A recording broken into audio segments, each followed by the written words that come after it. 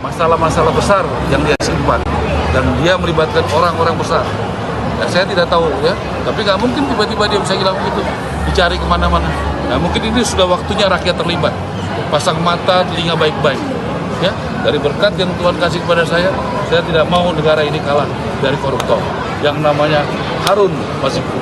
Negara ini harus menang. Ya, kasih informasinya kepada siapa? 8 miliar ya dari uang pribadi saya, dan saya ingin negara menang terhadap koruptor yang namanya Harun Masiku. Bismillahirrahmanirrahim. Assalamualaikum warahmatullahi wabarakatuh. Salam integritas. Alhamdulillah kembali berbincang di podcast ini. Kali ini kita kembali membicarakan terkait dengan buronan KPK. Waduh, ini menarik sekali ya. Dan membicarakan hal itu bersama dengan kita hari ini ada Yudi Purnomo Harap. Apa kabar Yud? Alhamdulillah baik Bang. Sudah lama kita nggak podcast bareng ya. Lama iya. Itu kalau bagi kita tuh seminggu itu udah lama. Bang. Iya. Kalau di tengah kesibukan kita masing-masing Bang ya. Oke. Yudi udah denger belum itu Iya, ada apa namanya itu sayembara? Oke. Sayembara dari Marwarar Sirait ya, Oke, Bang. yang disampaikan yang bisa nangkap Harun Masiku, nggak tahu dibilang hidup atau mati ya. Ya aduh, gawat. Intinya yang bisa melakukan, yang nangkap atau mengetahui mungkin ya, saya nggak ngerti bahasanya gimana. Itu dikasih 8 miliar. Banyak itu Yud. Berarti 8.000 juta ya Bang? 8.000 juta. Wah itu dahsyat itu. Iya Bang. Cuman yang menarik adalah ini sebetulnya motifnya apa gitu? Apakah dalam rangka komitmen untuk membantu KPK dalam rangka mengungkap buronan-buronannya, tapi kenapa cuma satu? Iya. Seperti kan masih ada yang lain kan? Iya. Kayaknya sih udah nggak ada. Nggak ada ya? Tinggal satu ini ya? Iya. Oh berarti bantu KPK beneran ini. Itulah Bang. Tapi kalau Yudi punya kabaran apa itu soal sayembara itu? Menarik gak? Atau mau ikut Yud? Oh kalau tidak salah kan buronan KPK kan tinggal Harun Masiku sama satu lagi, saya nggak tahu nih udah tetapkan atau belum ya. Iya. Yang perkara IKTP Paulus Thanos. Oh Paulus Thanos ya. Tapi ya menurut saya sih yang ramainya emang Harun Masiku. Iya betul. Ya kan? Ya memang begini Bang ya. Saat ini kan mungkin bulan depan sudah 5 tahun lah Bang. Bayangin 5 tahun Harun Masiku belum berhasil tangkap oleh periode pimpinan ini. Sementara mereka akan berganti. Dan sudah ada pimpinan yang baru ya. Di bawah pimpinan Pak Setio ya. Tentu ya saya nggak yakin akan ketangkep Bang selama tinggal mungkin 3 minggu lagi kurang ya. Kita tinggal menghitung hari sebenarnya pimpinan KPK 16 sekarang. hari lagi. Kecuali Pak Anak ya kan. Artinya ya ini akan jadi beban bagi pimpinan yang lalu. Kemudian yang kedua ini akan menjadi catatan buruk ya bagi periode pimpinan ini ya bahwa mereka nggak berhasil menangkap buronan. Memang terkait dengan buronan Masiku itu ini satu hal yang menarik ya. Kalau berdasarkan pengalaman kita Bang, kita juga pernah beberapa kali satu satgas lah, satu sprindik ya. Karena bergabung beberapa satgas di KPK, psikologis orang kabur, ya kan? Itu adalah 1 tahun Bang. Psikologisnya itu sama ini kita 1 tahun setengah paling lama. Ya karena memang ini kan terkait dengan logistik, ya kan. Kemudian terkait dengan siapa orangnya. Selama ini kan yang kabur itu tentu adalah orang yang punya uang banyak. Ya. Kalaupun ada yang disuplai kan nggak banyak Bang, sekuat apa? Betul. Ya Pak, saya juga pernah ada yang disuplai ya oleh keluarganya, tapi kan sekuat apa? Nggak kuat lah gitu kan. 5 tahun ya, betul Bang. Ini ya. Kalau itu dari bicara fakta ya, karena kita tahu bahwa koruptor itu kan sembunyinya bukan di tempat kaki 5 ataupun di emperan jalan ataupun di terminal gitu kan. Tentu kan mereka minimal tempatnya yang bagus. Kita beberapa kali kan Bang di rumah mewah ya Bang, apartemen. Ya kan, jadi kita beberapa kali lah tempat-tempat yang istilahnya bukan bukan yang kaleng-kaleng tempatnya, townhouse dan sebagainya. Nah, saya pikir juga dari sisi hukum kan yang menarik kan Harun Masiku kenapa masih buron karena sebenarnya kan Wahyu Setiawan aja udah bebas Bang. Yang dihukumnya itu kan sebagai penerima itu kan lebih tinggi kan hukumannya dari ancamannya dan vonisnya. Nah kalau dia kan pemberi kan hanya 5 tahun maksimal. Kan dia bukan memberikan kepada hakim ya. Hakim kan lebih tinggi lagi. Dia hanya kepada penyelenggara negara, yaitu komisioner KPU itu aja udah bebas. Dia pun 5 tahun paling saya pikir hanya 2 tahun. Ingat kok dia hanya 600 jutaan sampai 700 lah Bang. Kan nggak banyak itu. Kemudian kalau bicara biaya hidup Bang, ya mengapa saya pikir mungkin sudah berhitung ya Bang, panggilannya kan Bang Ara ya.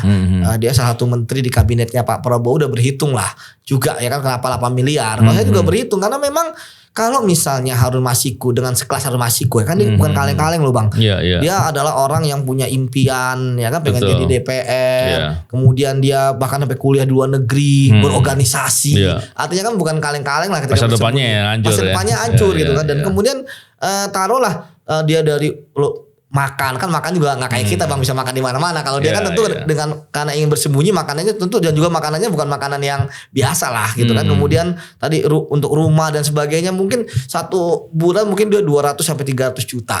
300 juta dikali 12 bulan 3,6 M. Kemudian dikali 5 tahun udah 15 M. Jadi biaya untuk menyembunyikan dia lebih mahal daripada uang suapnya.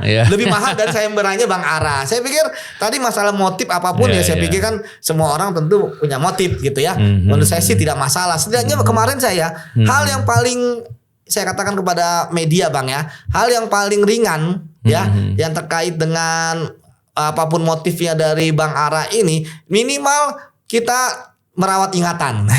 Tidak lupa ada kasus Harun Masiku yang itu. Jangan-jangan KPK sendiri bisa jadi lupa. Kan? Setelah sebelumnya kan ramai tuh. Ketika Sekjen PDIP itu kemudian diperiksa gitu kan ramai kan. Sekarang tenggelam lagi. Ini maksudnya apa? Namanya tenggelam. Akhirnya ada persepsi orang kan benar juga. Ini politis lah. Padahal kan ini murni penegakan hukum menurut saya. Terakhir Bang, bahwa tentu kita bahwa ini kan peserta masyarakat lah bagi saya, dan KPK pun saya lihat kan mengapresiasi ya. Namun efektif apapun tentang sayembara ini, saya pikir memang agak sulit Bang ya. Kita tidak mempertanyakan, kok sayembara uangnya mana? Saya pikir ya kan, mungkin harus tunjukin baru enggak. Tapi pikir dia adalah orang berkomitmen lah, ya kan. Saya pikir dengan adanya sayembara 8 miliar ini, setidaknya publik akan aware masih ada buronan yang buronan yang kabur ya, buronan korupsi ya legendaris kalau saya bilang ya. Namun setidaknya bahwa ya Harun Masiku ya tentu tidak akan mudah juga mungkin ada orang yang menjadi pemburu gitu kan, bounty hunter gitu kan, ngelihat kayak begini mungkin akan mencari, tapi bagi saya sulit. KPK saja yang saya nggak tahu ya di dalam KPK, tapi kan tentu kita udah punya pengalaman nangkep buronan kan, segala peralatan IT tersedia, SDM tersedia, militansi dari pegawainya ada untuk memburu. Tapi kalau nggak ketangkep ini kan tentu akan menjadi pertanyaan di publik, gitu Bang. Ya, menarik dari Yudi ketika bilang kasusnya itu memberi suap. Ya, penerima suapnya hukumannya 5 tahun. Artinya pemberi mesti di bawah itu gitu ya. Dan memang ancaman maksimalnya juga 5 tahun kan. Rasanya enggak mungkin kena maksimal kan. Dari jumlahnya. Dengan jumlahnya, dengan segala macam sifat jahatnya dalam konteks perbuatan itu tentunya tidak menjadikan itu maksimal ya. Jadi kalau dari beberapa hal yang Yudi sampaikan tadi, sepertinya motif larinya ini jangan-jangan bukan dari Harun Masiku gitu. Nah, iya kan? Saya melihatnya begitu. Iya, bagaimana Bang? Kalau begitu, kenapa dia harus lari gitu?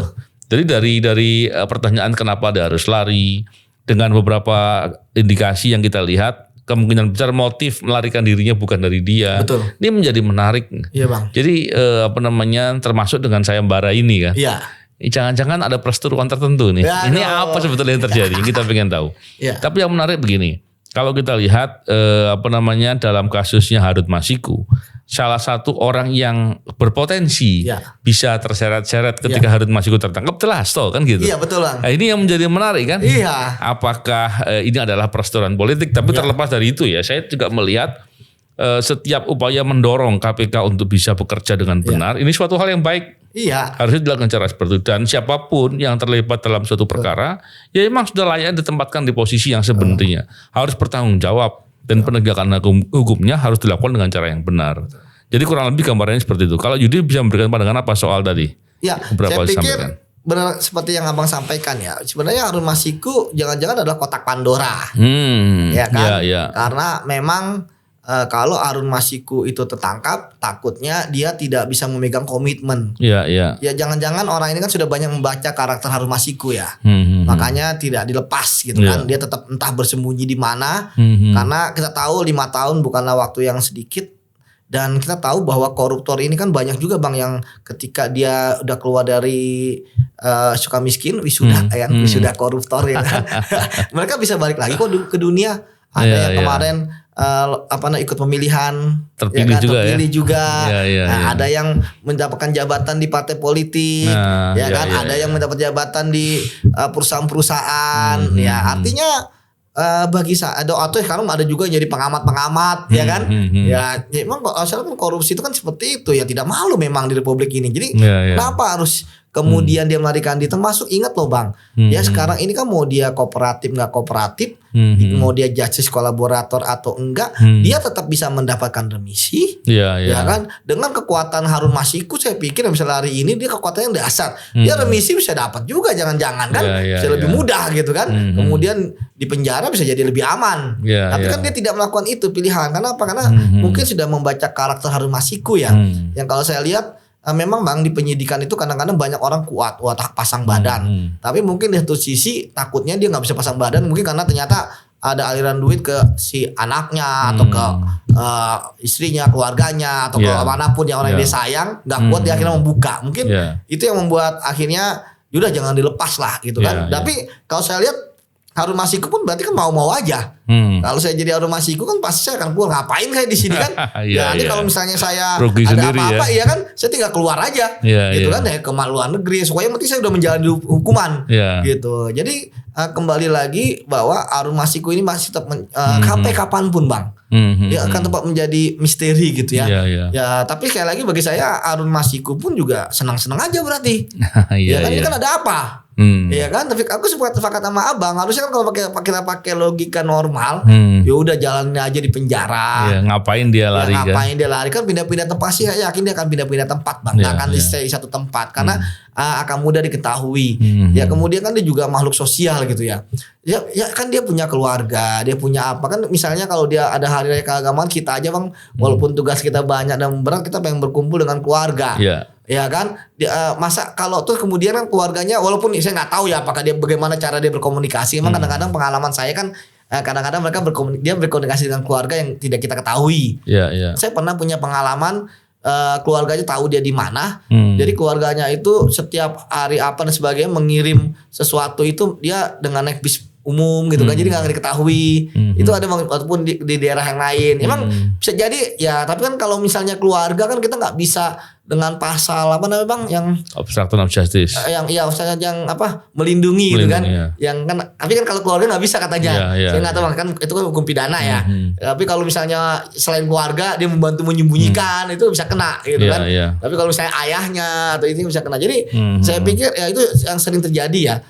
Keluarga-keluarga juga sebenarnya tahu gitu ya. Tapi ada komunikasi mereka dengan misalnya karena kan memang nggak bisa Bang, kita makhluk sosial. Dia kan Harun Masiku tuh nggak ujuk-ujuk, ya kan dia lahir, ya kan kemudian tahun gede, enggak lah pasti dia punya teman juga, ya kan. Abang aja kan istilahnya pengen ketemu dengan teman lama, ya kan suatu saat ketika misalnya nggak sibuk atau apa kan sama gitu kan, kita makhluk sosial. Nah kembali lagi Bang, bahwa sebenarnya kan kalau saya membaca berita kan konstruksi hukumnya dari KPK kan sebenarnya sudah jelas ya. Namun kan KPK juga sama gitu kan, di satu sisi yang satu melakukan perlawanan, ya kan, satu sisi KPK juga menjele, nggak tegas. Jadi ketika yang satu sisi mengatakan bahwa KPK politik, ya nanti kan dianggap benar juga orang KPK sampai sekarang naik turun. Nanti ketika ada sesuatu rame lagi, baru jalan lagi. Ya itu ya saya pikir ya itulah, ya kan, ya makanya KPK sekarang juga katanya akan coba untuk dikaji mengenai perintangan penyidikan, ya nggak juga, ya kan. Tadi saya katakan ya justru KPK sendiri yang kemudian menggali lubangnya sendiri karena terhadap kasus Harun Masiku, ya kan, manggil ya tentu saya mendukung ya AKBP Rosa sebagai, tahu lah orangnya gitu kan Bang. Cuman kan tentu kan semua di pimpinan. Kalau kemudian sekarang ini KPK gas rem, ya kan gak selesai. Akhirnya loh nanti kan publik bener ini bahwa ini adalah politis ya, karena dia kritis ya, kita tahu ya, nggak bisa dibohongin Pak Hasto selama ini kan selalu kritis gitu ya. Padahal tadi aku sepakat sama Abang bahwa ini penegakan hukum gitu kan. Kalau misalnya terlepas dia kritis, gak kritis atau sebagainya, kalau emang ada buktinya ya selesaikan. Tapi kalau misalnya enggak, Ya jangan maju mundur. Maju Ya. mundur itu sebenarnya kasihan tuh bukan orang-orang di KPK-nya atau kemudian dari kubu Pak Hastonya gitu kan, tapi lembaga KPK-nya. Ya, betul. Ya kan nanti akhirnya dipersepsikan oh benar nih orang dia maju mundur ya kan. Misalnya maju mundur gitu kan orang akan bertanya loh kenapa maju mundur jangan bener dong. Ya. Sementara kita sebagai kubu yang mendukung penegakan hukum siapapun orangnya juga akhirnya jadi agak ragu juga nih ini gimana kemarin udah ngegas sekarang ngerem. Ya kan ketika kita dukung dia tiba-tiba rem mendadak kita jompalitan nanti bang gitu bang. Iya. Dan di kasus ini saya melihatnya dari dua perspektif Yud. Oke bang. Yang bisa jadi akan menjadi kekhawatiran ya. Yang pertama jangan-jangan pola perbuatan seperti yang di kasusnya Harun Masiku ini nggak cuma satu. Betul bang. Jangan-jangan ada lagi yang lain-lain yang sehingga kekhawatiran untuk terungkap ini menjadi alasan untuk menyembunyikan atau mendorong agar Harun Masiku nggak muncul dulu. Itu yang pertama. Yang kedua, fenomena yang terjadi sekarang ini kan sudah hampir 5 tahun ini melarikan diri. Betul. Logikanya nggak mungkin kalau nggak ada yang support. Nah betul bang. Nggak mungkin kalau nggak ada yang mendanai. Itu beberapa hal. Betul bang. Padahal ketika pola orang melarikan diri disupport dengan disembunyikan untuk tidak muncul, didanai, ini kan obstruction of justice. Nah cocok. Kalau nanti muncul, ini kan menjadi permasalahan, ini menjadi ketakutan barangkali. Sehingga yang terlanjur mendanai, terus berupaya menyembunyikan. Terus aja gitu sampai nanti kan, sampai zaman kuda gig bapau.